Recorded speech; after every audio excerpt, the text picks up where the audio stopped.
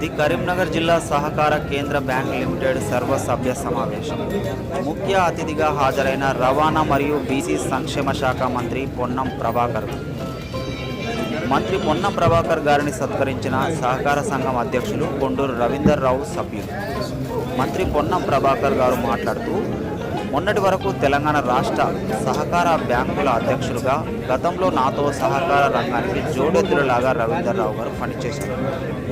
సహకార విద్యార్థి సంఘ రాజకీయాల నుంచి ప్రత్యక్ష ప్రజాసేవ రాజకీయాలకు వచ్చినప్పుడు సహకార రంగంలో మోహన్ రెడ్డి గారు, శ్రీరామ్ రెడ్డి గారు, గోపాలరావు గారు, ఇంకా చాలా మంది పెద్ద వయసులో లేరని కాదు, వెంకటరామరెడ్డి గారు, మన వెంకటరెడ్డి గారు, అదేవిధంగా ఇట్లా చాలా మంది సహకార రంగంలో పెద్దలంతా కూడా అనేక మార్గదర్శకులు చేసినారు అన్నమాట.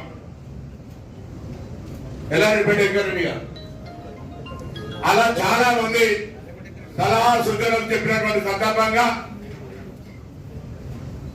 మా గతంలో సహకార రంగంలో మార్కెట్ చైర్మన్ గా పనిచేసిన జగపతిరావు, నేను మార్కెట్ చైర్మన్ గా వాస్తవ సెంట్రల్ బ్యాంక్ చైర్మన్ కావాలనుకున్నా. కానీ నాకంటే కొద్దిగా అప్పుడు రేవంత్ క్లాస్ రవాణా కొద్దిగా పవర్ఫుల్ ఉంటే ఆయన చెప్పినట్టుగా నేనన్నా రైతు బిడ్డలు కరీంనగర్ వ్యవసాయ అధికారం ఉన్నది, చంద్రసింగారావు గారి వ్యవసాయ సంబంధం అయితే హైదరాబాద్ ఉంటే నన్ను పక్క కాంగ్రెస్ లీడర్ పక్క సెంట్రల్ బ్యాంక్ ఆయన భగవంతుడు నన్ను ఆనాడు పెద్దలు వెంకట స్వామి గారు, సత్యనారాయణ గారు దివంగతులు ప్రభాకర్ పర్వాలే నువ్వు డీసీఎంఎల్ తీసుకోమన్నారు. డీసీఎంఎల్ తీసుకున్నాక 15 రోజుల్లో అంతే గాలి ఉంటాగా మార్కెట్ చైర్మన్.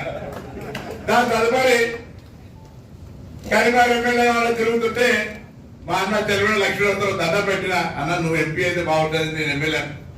నాకు తెలియదు అన్నాడు. ఆయన ఎమ్మెల్యే నేను ఎంపీ అయిపోయినా.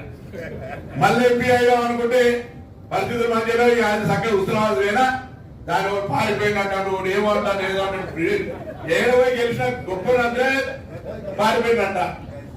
ఆడపోయి ఎమ్మెల్యే అయినా మా పార్టీ అధికారంలో వచ్చి మంత్రి అయినా మీ బిడ్డకి అందరూ ఆశీర్వాదం ఉంటుంది. కానీ ఒకరు మాత్రం మర్చిపో, ఢిల్లీకి రాజారా తల్లి కొడుకున్నట్టుగా నా రాజకీయ జీవితం సహకార రంగం నుంచి స్టార్ట్ అయింది. కరీంనగర్ సెక్యూరిటీ అధ్యక్షుడిగా Srikanth Kashinath Madhav, Dharampuri SC reservoir, DCML president Paparao MLA అయిపోయా, పొన్నం ప్రభాకర్ ఎమ్మెల్యే ఎంపీ అయిపోయా. నా పరిస్థితి ఏంటంటే అమరపడతాను అది చెప్పలేక ఇష్టపడు ఎట్లా అయితే అయినా గొప్పవాడు ఆ లక్ష్మీనరసింహ పూజ చేసుకుంటుండవు. మా పార్టీ దగ్గర అవడానికి అవకాశం ఉంటుంది. సో ఈ విధంగా తప్పకుండా శ్రమపడి రైతులకు సేవ చేసి ఒక నిజాయితీగా చేస్తే వాళ్ళ జీవితాల్లో తప్పకుండా రైతులు ఆచరించడం జరుగుతుంది. అది నేనే ప్రత్యక్ష నిదర్శనం. నాకు తెలుసు మా నాయన రైతుగా ఏ విధంగా ధాన్యం ఉత్పత్తి చేసిన తర్వాత అమ్ముకోవడానికి ఇబ్బంది ఏర్పడుతున్నారు.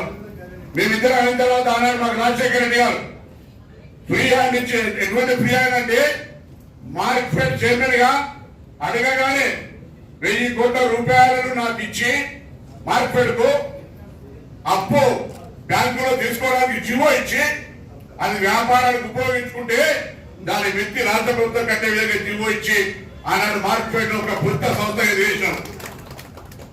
ఇఫ్కో బట్టలు డైరెక్ట్ మార్కెట్ డైరెక్ట్ ఉంటుండే.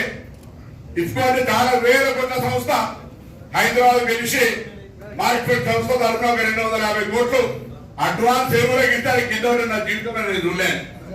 అట్లా సింగిల్ చెక్ ఇచ్చినాం. ఆయన ఆశ్చర్యపై చెప్పి నా జీవితంలో నేను ఎక్స్పోర్ట్ మార్కెటింగ్ డైరెక్టర్ ను మొత్తం రాష్ట్రాలనే తిరిగిన అడ్వాన్స్ ఫర్టిలైజర్ పైసలు ఇచ్చే సంస్థ మీదేనా అన్నాడు.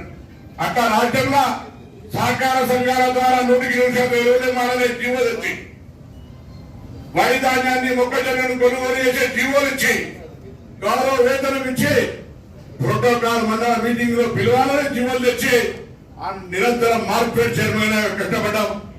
వారు కేంద్ర సహకార బ్యాంక్ అధ్యక్షులుగా సహకారం చేసినారు. వారి రాష్ట్ర అధ్యక్షులు వసంత రాయేశ్వరరావు కొద్దిగా ఏజ్ ఎక్కువ. మార్కెట్ చైర్మన్ సహకార రంగం ఉంటే రాష్ట్ర స్థాయిలో మొత్తం నాయకత్వంగా పొన్నం ప్రభాకర్ సహకార రంగానికి నాయకుడు అనే విధంగా తీసుకొని ఎవరు నా మార్కెట్కి వచ్చినా వారికి ఒక గౌరవ మర్యాదతో పాటుగా సహకార రంగానికి ఆ విధంగా అందుబాటులో పనిచేసినాం.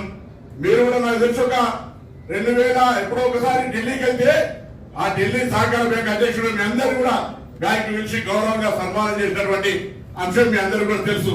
అట్లా 2013లో ఇవాళ కూడా ఢిల్లీలో క్రిప్కో డైరెక్టర్ గా మొత్తం నేషనల్ అన్నా నేను అప్పుడు విదేశాల్లో కలుస్తాను ఎక్కువ తక్కువగా. ఎందుకంటే వారు కూడా నా అకౌంట్ చైర్మన్ గా నేను 5-10 దేశాలు వెళ్ళినప్పుడు తన కూడా 5-10 దేశాలు కాన్ఫరెన్స్ లో అటెండ్ అయినప్పుడు దేశవ్యాప్తంగా తెలంగాణ నుంచి ఎవరైనా సహకార రంగాన్ని ప్రాతినిధ్యం వహించారంటే అది మేమిద్దరం అనేటువంటి వాటి సందర్భంగా పరిగణిస్తాం. ఆ విధంగా ఆనాటి ఇక్కడ సహకార రంగాన్ని పనిచేసినటువంటి జగపతిరావు గారు మార్కెట్ చైర్మన్ గా కావచ్చు, డిసిఎంఎస్ చైర్మన్ గా పాపారావు చాలా మంది చేసినారు. మళ్ళీ సహకార రంగంలో నలుగురికి సాయం చేసే ఉద్దేశంగా పనిచేయగలిగినటువంటి రవీంద్రరావు గారు నేను అది మీ అందరి సహకారంతో ఆశిస్తున్నాను.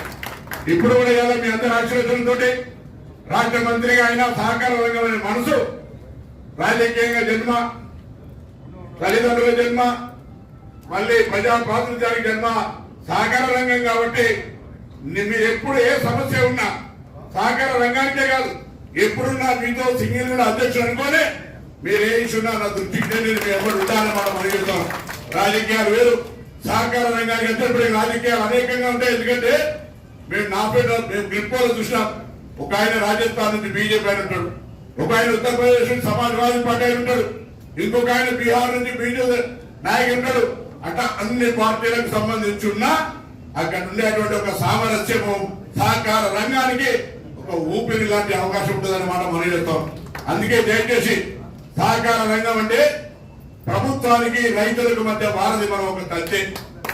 ఆ తంతెగా విత్తనాల ఇష్యూ కావచ్చు, ఎరువుల ఇష్యూ కావచ్చు, ఇతరత్ర ప్రతి అంశానికి వారికి వ్యవసాయ శాఖతో సమాంతరంగా సహకారం తీసుకొని వ్యవసాయ సహకార మార్కెటింగ్ రంగాలుగా ఒక సమన్వయం చేసుకొని రైతులకు ఉపయోగపడండి.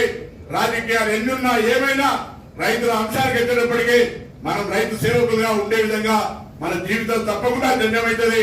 ఆ భగవంతుడు రైతులు ఆశ్రయిస్తారు కాబట్టి రైతులకు సేవ చేసే అవకాశంగా సహకార రంగ అధ్యక్షుడిగా మనం అందరం కూడా పనిచేస్తా ఉన్నాం, పనిచేసాం. కాబట్టి ఆ దిశలో ముందుకు ఇంకా పోయే విధంగా మీకు ఆ భగవంతుడు ఆశ్రయించాలని కోరుతూ నాది ప్రేమ భగవంతుడిగా అంటే మీ అందరూ కూడా సహకార రంగ వాదుని కాబట్టి జిల్లా మంత్రి అయినా మీ సహకార రంగ జిల్లా పరిషత్ మీ జనరల్ బాడీ కలిసి ఈ రోజు ఆప్యాయంగా ఆశీర్వదించి నన్ను మళ్ళీ అభినందించిన మీ అందరూ కూడా పేరు పేరున హృదయపూర్వకంగా ధన్యవాదాలు తెలియజేస్తూ భవిష్యత్తులో సహకార రంగ అభివృద్ధికి తప్పకుండా నా బాధ్యతగా ప్రభుత్వం నుంచి ఏ కార్యక్రమం ఉన్నా ఏ సమస్య ఉన్నా దాని పరిష్కారానికి నా వంతు కృషి చేస్తా, సహకరిస్తానని మాట మనం చేస్తూ దయచేసి కేంద్రం నుంచి కూడా అనేక నిధులు ఉన్నాయి. నేను జనరల్ మేనేజర్ అదేవిధంగా అగ్రికల్చర్ రిలేటెడ్ నాబార్డ్ అధికారులను కోరుతా ఉన్నా. కేంద్రం నుంచి రాష్ట్రం నుంచి సమన్వయం చేస్తూ క్షేత్ర స్థాయిలో పాడి పంటల పరిశ్రమ అభివృద్ధికి సంబంధించి అనేక రకాలుగా రైతాంగానికి చేకూర్చే విధంగా కార్యక్రమాలు తీసుకోవాలని రూపొందించాలని కోరుతూ నమస్కారం చెప్తూ అందరూ కూడా ఇక మరొకసారి ధన్యవాదాలు చెప్తూ సెలవు తీసుకుంటా ఉన్నాం.